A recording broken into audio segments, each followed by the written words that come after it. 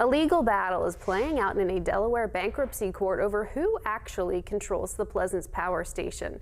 Our Chase Campbell has the latest on the case.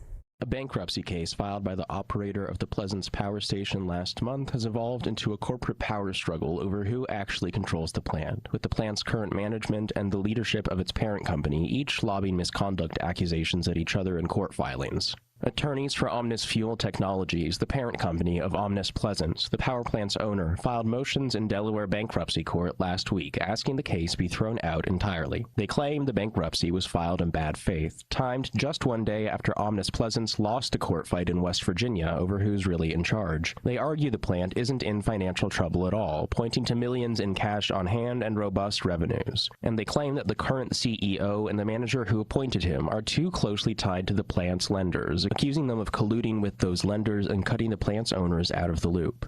Conversely, the plant's current management, who initiated the bankruptcy action, say the plant's ownership left its finances in disarray after lying to lenders, including the West Virginia Economic Development Authority, and pouring tens of millions of dollars into a hydrogen energy venture that never materialized. Management also accuses the ownership group of diverting plant funds through a web of side deals, including a power contract with a company formed the same day it was signed, and they allege that since being pushed out of leadership earlier this year, the ownership group has escalated its efforts to regain control, including one claim that plant staff were threatened with force to let former leaders back onto the property. Both sides accuse the other of self-dealing at the plant's expense, and neither claim has been tested in court. A hearing on the bankruptcy's future and control of the plant has not yet been scheduled. Chase Campbell, WTAP News.